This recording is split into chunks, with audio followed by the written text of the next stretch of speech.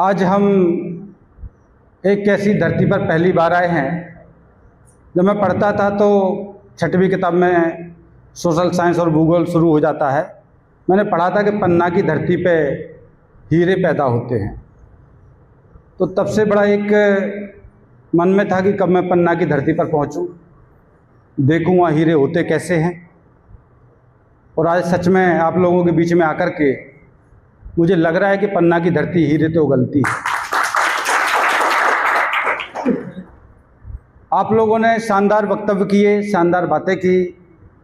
मुझे नहीं लगता कि आप लोगों को कुछ बताने पढ़ाने की आवश्यकता है। कैडर शानदार है आप लोगों का, भाषण की भी कोई कमी है नहीं। लेकिन चूंकि मैं आप लोगों के बीच में आया हूं तो कुछ तो कहना ही पड़ेगा। तो मैं अपनी बात इस बात के साथ शुरू करता हूं, क्योंकि आज मानव कांसीराम साहब का परिनिर्वाण दिवस है। सबसे पहले मैं उनको पुष्प के माध्यम से पुष्पांजलि अर्पित करता हूं एवं शब्दों के माध्यम से श्रद्धांजलि अर्पित करता हूं। और इस कथन के साथ कि यदि महात्मा ज्योतिबा फुले ने शिक्षा की ज्योत जगाई ना होती और बाबा साहब ने वोट बैंक बनाई ना होती, घुट घुट के मर जाता ये पूरा बहुजन समाज, अगर मानव कांसीराम साहब ने ये सोती हुई कौम जगाई ना होती। क्योंकि जो लोग रचना करते हैं ना, कविता लिखते हैं, ये कोई आसान काम नहीं होता है। कवि का काम सूर्य को प्रकाश दिखाने के बराबर होता है। तो उनके लिए मैं केवल इतना कहना चाहूंगा कि कविता कैसे होती है पूछो इन फनकारों से, और ये तो लोहा काट रहे हैं कागज की तलवारों से। साथियों, हमारे कांसीराम साहब के बारे में, हमारे महापुरुषों के बारे में ऐतिहासिक बहुत सारी बातें ऑलरेडी हो चुकी हैं। आप लंबे समय से इधर बैठे हैं, समय भी काफ़ी हो गया है, आप लोगों के जाने का भी समय हो गया है। मुझे लगता है महत्वपूर्ण बातें लगभग सब हो चुकी हैं। और ये भाषण का कार्यक्रम है भी नहीं, असल में संगोष्ठी का एक कार्यक्रम है। तो मैं बहुत भाषणबाजी या कैडर में नहीं जाना चाहता, और हमारे महापुरुषों के बारे में जो बातें हो गई हैं मैं उनको दोहराना भी नहीं चाहता। मैं बात वहाँ से लेना चाहता हूँ जहाँ से थोड़ी कुछ बातें छूटी हुई हैं। गौतम बुद्ध से लेकर के फुले साहब, छत्रपति साहू जी महाराज, पेरियार रामास्वामी नायकर जी, इनके विचारधारा को लेकर के बाबा साहब ने जो स्ट्रगल शुरू किया और उस संघर्ष को एक मुकाम तक पहुंचाने का काम किया, वो कैसे किया, क्या क्या हुआ, वो सारी चीज़ें आप लोगों को पता है। कैसे साइमन कमीशन आया, कैसे गोलमेज सम्मेलन हुआ, कैसे हमें डबल वोट का अधिकार मिला, हमें सेपरेट इलेक्टोरल सिस्टम मिला, वो सारी चीज़ें। लेकिन इन जो चीज़ों को बाबा साहब ने किया वो इतना आसान नहीं था। उनमें बैरिकेड भी बहुत खड़े किए गए, रुकावटें खड़ी की गई। बाबा साहब को कदम कदम पर रोकने का काम किया गया। जितने भी हमारे महापुरुष हैं सभी को रोकने का काम किया गया, बाबा साहब को भी किया गया। वो काम क्यों किया गया? वो रोकने का काम इसलिए किया गया कि इन महापुरुषों ने जिस लड़ाई को लड़ा वो लड़ाई समतावादी विचारधारा की थी। और इस देश के अंदर पिछले 3000 साल से दो प्रकार की विचारधाराएं चल रही हैं। एक गैर बराबरी की विचारधारा चल रही है और एक बराबरी की विचारधारा चल रही है। हम शॉर्ट में इतना समझ सकते हैं कि जो गैर बराबरी की विचारधारा है उसको हम शब्दों में मनुवादी विचारधारा कहते हैं या ब्राह्मणवादी विचारधारा कहते हैं। वो जो समतावादी विचारधारा उसी को हम बुद्धवादी विचारधारा कह देते हैं, उसी को हम अम्बेडकरवादी विचारधारा कह देते हैं। तो साथियों, जब वो बाबा साहब स्ट्रगल कर रहे थे तो उनको कदम कदम पर अगर रोकने का सबसे बड़ा काम किसी ने किया इस भारत की धरती पर, तो वो कांग्रेस के लोग एंड गांधी एंड कंपनी के लोगों ने किया। और बाबा साहब संविधान सौंप दिए। जब संविधान वो हमको दे रहे थे तो वो खुश बहुत थे और वो दुखी भी थे। तो एक कृपलानी जी थे, उन्होंने पूछा कि भाई अम्बेडकर जी आप इतना खुश क्यों हैं आज? बोले आज मैं तो इसलिए खुश हूं क्योंकि मैंने अपने लोगों को वोट का अधिकार दिया है। तो बोले इससे क्या होगा? बोले इससे ये होगा कि जो लोग सिंहासन पर बैठे थे वो जमीन पे आ जाएंगे और जो लोग जमीन वाले हैं वो सिंहासन पर बैठे।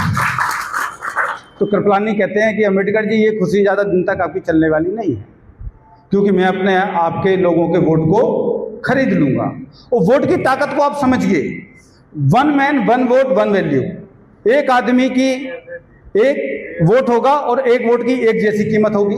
अगर प्रधानमंत्री वोट डालेगा तो भी एक में ही गिना जाएगा, अगर निचले स्तर का सरपंच वोट डालेगा या मेंबर वोट डालेगा तो वो भी एक में गिना जाएगा, अगर कलेक्टर वोट डालेगा तो वो भी एक में गिना जाएगा, अगर किसी ऑफिस का अगर चपरासी वोट डालेगा तो वो भी एक में गिना जाएगा, ब्राह्मण वोट डालेगा वो भी एक में गिना जाएगा, और अगर मेहतर भंगी समाज का व्यक्ति वोट डालेगा तो वो भी एक में गिना जाएगा। ये बाबा साहब की वोट की ताकत थी।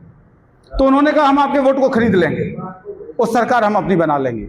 तो बाबा साहब ने कहा था कि मुझे पता है कृपलानी, ये तुम जरूर करोगे, ये मैं जानता हूं, लेकिन ये खेल तुम्हारा तब तक चलेगा जब तक हमारे लोग वोट की वैल्यू नहीं समझ जाते, और जिस दिन हमारे लोग इस वोट की कीमत को समझ जाएंगे, तुमसे बड़ा फकीर इस दुनिया में कोई नहीं होगा। साथियों, मैं एक बात पूछना चाहता हूं कि यहां पे जितने लोग बैठे हैं, मुझे लगता है कि संविधान को अगर खत्म होने का दर्द है तो यहां पे कितने लोगों को दर्द है? कि हाथ ऊपर करो जिनको लगता है कि संविधान खत्म होने वाला है तो गड़बड़ हो जाएगी। कितने लोगों को दर्द है? लगभग सभी लोगों को दर्द है।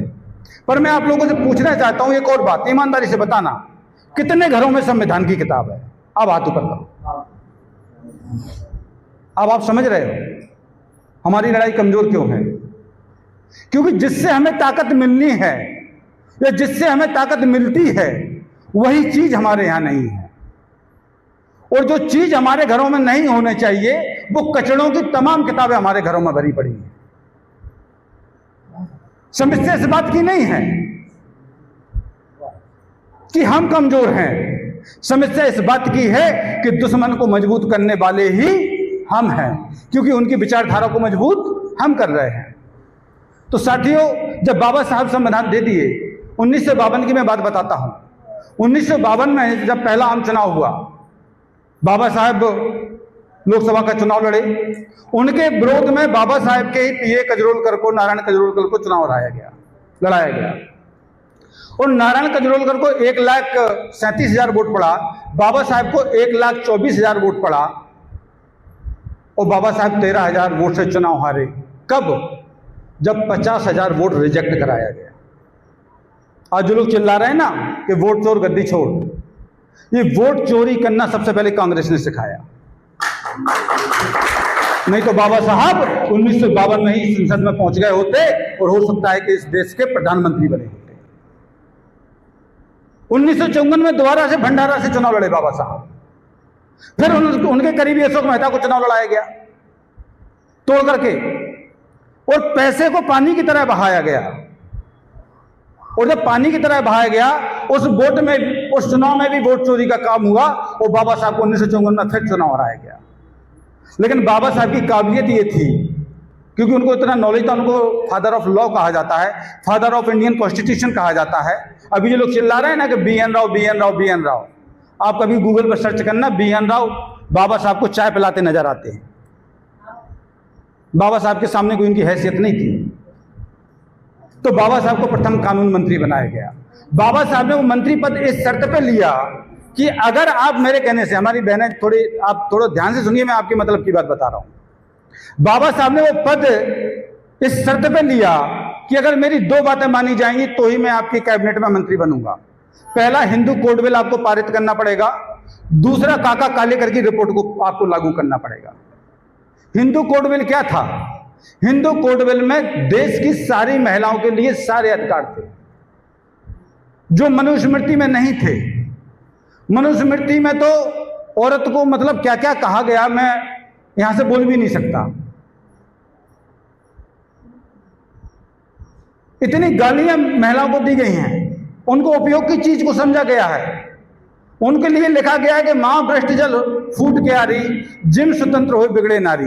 जिस प्रकार से अधिक वर्षा से क्यारी फूट जाती है, ऐसे ही औरत स्वतंत्र होने से बेकार हो जाती है। उसको बचपन में पिता के अधीन होना चाहिए, जवानी में पति के अधीन होना चाहिए, बुढ़ापे में अपने बेटे के अधीन होना चाहिए। ये दुनिया बहुत सारी बातें लिखी। तो ये राइट बाबा साहब ने महिलाओं को दिए, उनको मैरिज करने का अधिकार दिया, विधवा होने के बाद दोबारा शादी करने का अधिकार दिया, अपने पिता की संपत्ति में अधिकार दिया, उनको मैटरनल की लीव दी, मतलब मातृत्व अवकाश का अधिकार दिया, नौकरियों में उनको आरक्षण दिया, बहुत सारी चीजें दी। मुझे लगता है कि भारत में अगर औरतों के सबसे बड़े भगवान अगर कोई है तो वो बाबा साहब है, दूसरा कोई भगवान हो नहीं सकता। लेकिन इस देश की महिलाओं को आज तक इस बात का एहसास नहीं है। दूसरा, काका कालेकर की रिपोर्ट। काका कालेकर की रिपोर्ट में क्या था? काका कालेकर की रिपोर्ट साथियों ओबीसी के लिए थी। हमने अभी कहा कि आप लोग संविधान लीजिए, पढ़िए, अब पढ़िए धारा 14 क्या कहती है, आप पढ़िए धारा 15-16 क्या कहती है, आप पढ़िए धारा 24 क्या कहती है, आप पढ़िए धारा 339 क्या कहती है, 340-41 क्या कहती है। अब पढ़िए, जब आप पढ़ेंगे तब आपको बाबा साहब से प्यार हो जाएगा। हम कहते हैं कि अगर जो बाबा साहब को पढ़ लेगा ना, अगर बाबा साहब का बड़ा सा बड़ा दुश्मन होगा वो भी बाबा साहब का फैन हो जाएगा, जो सबसे वो बाबा साहब को पढ़ेगा। ओबीसी के लोगों के दिमाग में बड़ा ये भरा रहता है, क्योंकि मनुवादी लोग भरते हैं कि भाई बाबा साहब तो दलितों के मसीहा हैं, भाई ओबीसी के लिए क्या किया उन्होंने। तो मैं कहता हूं आप एक बार संविधान पढ़िए उठा के। 339 पहले आता है कि 340-41 पहले आता है? 339 पहले आता है ना।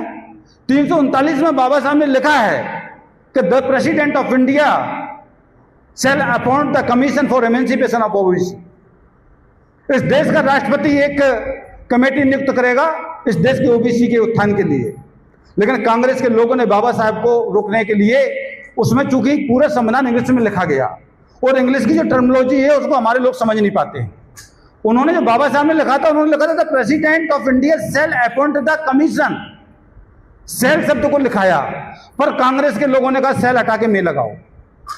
दोनों में अंतर क्या होता है? सेल का मतलब था कि करना पड़ेगा, और में का मतलब होता है कि कर सकते हो, तुम्हारी इच्छा के ऊपर है। और वो कमीशन आज तक लागू नहीं हुआ। जो आप लोगों की आबादी 52% है, आपको काका कालेकर की रिपोर्ट के आधार पर 52% रिजर्वेशन आपको 1952 में मिल जाना था, और अभी हम 2025 में 27% की लड़ाई लड़ रहे हैं। ये इसलिए हुआ क्योंकि ओबीसी के लोगों ने बाबा साहब की बात को साथियों माना नहीं। तो जब ये दो चीजें लागू नहीं हुई तो बाबा साहब ने कांग्रेस के मंत्रिमंडल से रिजाइन कर दिया, और 1956 में उन्होंने बौद्ध धर्म की दीक्षा ली और उनका निधन हो गया। लेकिन बाबा साहब के निधन होने के पहले 15 मार्च 1934 की पंजाब की धरती पर एक बालक ने जन्म लिया जो चीख चीख कर ये कह रहा था कि बाबा साहब, जिन लोगों ने आपको रोकने का काम किया है, जिन लोगों ने आपको परेशान करने का काम किया है, मैं उनकी ईंट से ईंट बजा दूंगा, उनको नष्ट नाबूद कर दूंगा, और वो कोई और नहीं मानवर कांसीराम। अब चूंकि ये बात तो आपको पता पड़ी गई कि मानवर कांसीराम साहब ने रिजाइन किया, दीना बाना की स्टोरी सारी बता दी गई है, तो मैं उसमें जाना नहीं चाहता। सबसे पहले मानवर कांसीराम साहब ने जब बाबा साहब को पढ़ा तो पता किया कि भाई बाबा साहब के लिए कौन सा ऑर्गेनाइजेशन काम कर रहा है, तो उस समय आरपीआई बन गई थी। और 1954 में आरपीआई पार्टी ने गठबंधन से महाराष्ट्र में 13 विधानसभा की सीटें जीती। तो पूरे देश में हड़कंप मच गया कि बाबा साहब की आरपीआई कुछ कर देगी। तो मानवर कांसीराम साहब ने भी जाके आरपीआई को ही पहले ज्वाइन किया, और लंबे समय तक 65 में उन्होंने चूंकि रिजाइन किया था, और 65 से लेकर 72 तक वो आरपीआई में सक्रिय मेंबर के तौर पर रहे। लेकिन 1972 में पूना की गार्ड के महाराज धर्मशाला में एक मोहन सिंह धारिया और अशोक मेहता के बीच में एक समझौता हुआ। समझौता क्या हुआ? कांग्रेस और आरपीआई के बीच में समझौता यह हुआ कि उस समय पार्लियामेंट की 521 सीटें हुआ करती थी। 521 सीटों में 520 सीटें कांग्रेस ने अपने पास रखी और एक सीट किसको दी? आरपीआई को। आप समझिए, तो कांग्रेस ने जब आरपीआई को खत्म करने का प्लान कर लिया तो मानवर कांसीराम साहब को लगा कि अब आरपीआई बाबा साहब के सपने को साकार नहीं कर सकती, क्योंकि 520 में से एक सीट आरपीआई को मिली है, उसमें भी कोई गारंटी तो है नहीं कि एक सीट जीती जाएगी, और अगर एक सीट जीत भी लोगों तो एक व्यक्ति सदन में जाके करेगा क्या? तो मानवर कांसीराम साहब ने आरपीआई से रिजाइन कर दिया, और 6 दिसंबर 1972 को ही उन्होंने बामसेप को बनाने का काम शुरू किया, और 6 दिसंबर 1978 को उसकी ऑफिशियल घोषणा की और बामसेप का संगठन बनाया। पूरे देश में घूम घूम के उन्होंने लगभग 8 लाख कर्मचारियों को जोड़ दिया साथ में। और 6 दिसंबर 1982 को उन्होंने जब उन्होंने एक शैडो संगठन बना लिया, बामसेफ को बना लिया, तो फिर उन्होंने लगा कि अब हमें एक पॉलिटिकल वर्क करने के लिए, एक सोशल वर्क करने के लिए, एक फ्रंट में काम करने के लिए हमें संगठन की आवश्यकता है। तो 6 दिसंबर 1982 को उन्होंने DS4 की स्थापना की। और DS4 की स्थापना करने के बाद उन्होंने पूरे देश में अपने कार्यक्रम चलाए और 6 दिसंबर 1983 से उन्होंने 4 रैलियों का आयोजन किया। पूरे देश में 4 महासाइकिल रैलियां निकाली। पूर्व में पोरबंदर, पश्चिम में पुरी, उत्तर में कोयबा और दक्षिण में कन्याकुमारी।